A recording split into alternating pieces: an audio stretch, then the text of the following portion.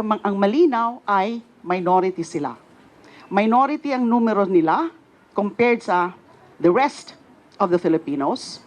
And then minority rin yung posisyon na dinadala nila.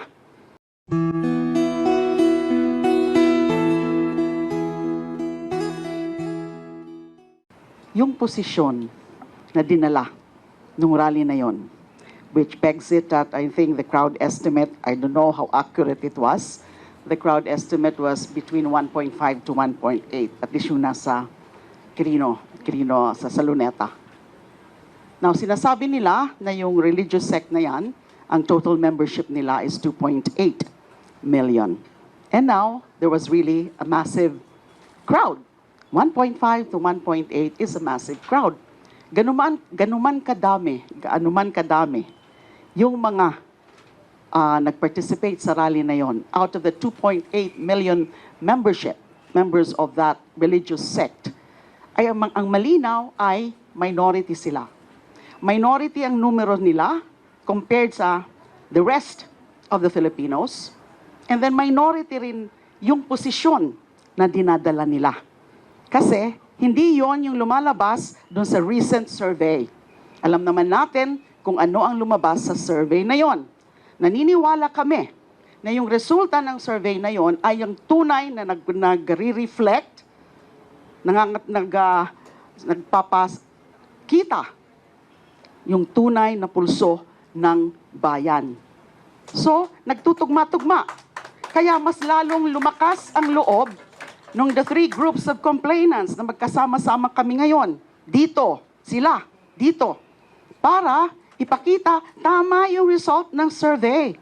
Hindi yung pinakita ng religious sect composed of 2.8 million.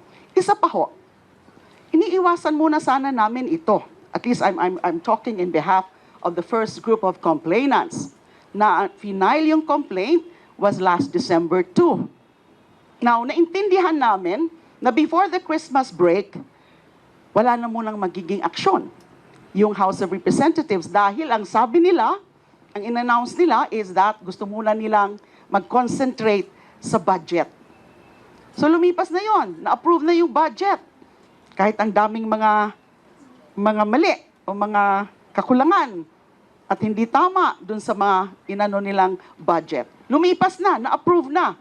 We were expecting, because this is already Thursday, this is already January 16, we were expecting na nung Lunes, January 13, which was the resumption of the congressional session, ay tatalakayin na nila, aaksyonan na nila, gagawin na nila yung kanilang mandato o duty, constitutional duty, na dapat i-refer na, ilagay na sa order of business. Yun po ang naging expectation. But since hindi nangyari, syempre, minarapat ng mga complainants belonging to the three groups, kami na mismo ang mag-aksyon. Tawagan natin sila. Natin sila. We have to urge them. We have to really make them realize na this is another betrayal of trust kung hindi nila aaksyonan itong mga complaints na ito. So yun po ang background kung bakit nagpasya na yung tatlong grupo. Na ilabas na natin, sabihin na natin sa mga taong bayan, dahil anyway, majority nga is for impeachment. Eto na. Kaya samahan niyo po ang mga complainants dito sa laban na ito. Maraming salamat. Unprecedented lagi. So, that you believe is feasible. Impeach mo ng 19th, the trial will start 20th.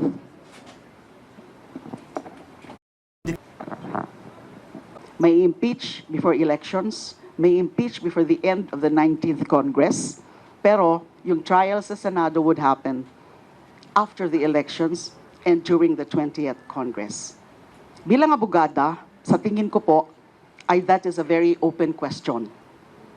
And that is a question that will most certainly reach the Supreme Court. Now, lalo pang makakadelay kung may ganon, mga legal, constitutional issue. At hindi pa makakasiguro kung ano ang magiging desisyon ng Supreme Court. Because it is an open question. It's now a question of whether yung nangyari, yung naumpisahan ng isang kongreso na iba na merong mga, representatives from both the House of Representatives and the Senate. And then sa next Congress, you can never tell, syempre meron na rin dyan mga bagong mukha. Meron din mga dati, meron din mga bagong mukha, the newly elected ones. Now, it's now a question of representation. Now, would there be a proper representation if a step or a process that was started in a previous Congress would be continued in the next new Congress? So that is an open question. Pero kami po, kasi, yung mga complainants is that gusto namin kung talagang magkakaroon ng legal issue, ang magiging posisyon is that ito kasi, this is not really the core mandate of Congress. The core mandate is the lawmaking. We're not talking here about that core mandate of Congress. This is a special mandate of Congress. Impeachment, accountability.